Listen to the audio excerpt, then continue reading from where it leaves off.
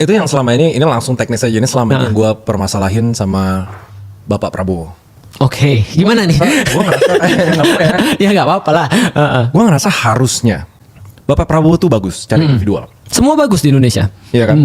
Kayak secara teknis harusnya bisa. Ya. Tapi gue juga bikin statement yang sama, kayak orang terbaik ditaruh di sistem yang buruk. Ya. Samanya nggak bisa ngapain, kayak pincang gitu loh. That's right.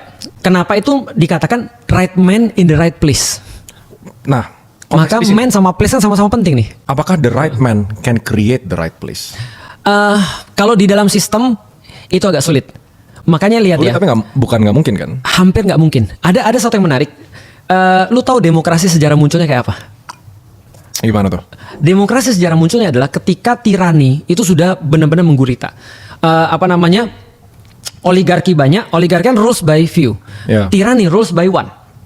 Ketika tirani udah banyak, mereka bilang ini nggak boleh dilanjutin.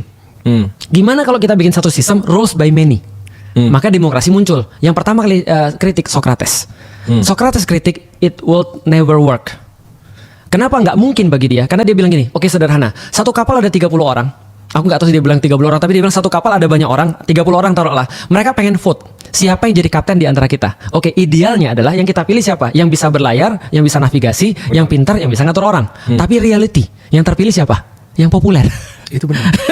Sekarang aku mau nanya nih, sederhana aku mau nanya nih, gitu kan ya? Itu gue juga bahas, kayak di Indonesia karena sistemnya begini, yang terpilih tuh bukan yang paling bagus, Betul. tapi yang paling populer. Yang paling populer. Nah, berarti ketika populer ini, problematikanya adalah populer ini tidak sama dengan ahli. Benar. Nah, maka bagaimana mungkin satu yang populer ini bisa merubah satu sistem? Itu agak sulit. Makanya orang bilang sistem nggak mungkin diubah dari dalam, sistem diubah dari luar. Gimana? Nah, oke. Ini lumayan pertama yang gue Iya. denger ya. Soalnya orang pada bilang lu kritik terus pemerintah, lu kayak selalu ngomong keras vokal gitu. Iya. Tapi lu di luar, lu jangan banyak omdo lah, jangan omong-omong aja lah. Iya.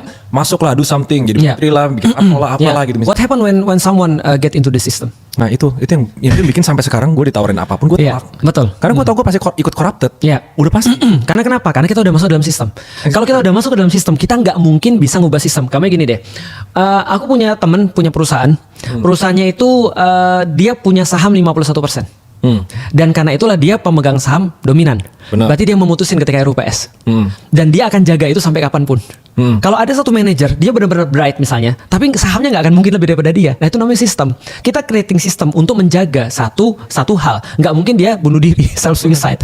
Nah maka sistem tuh dibuat untuk itu. Nah problematikanya sistem demokrasi ini bisa atau tidak. Ada satu di YouTube yang menarik, why democracy mathematically impossible. Ya. Jadi dia bilang ini impossible secara matematis juga, karena nggak mungkin terjadi, karena absurd.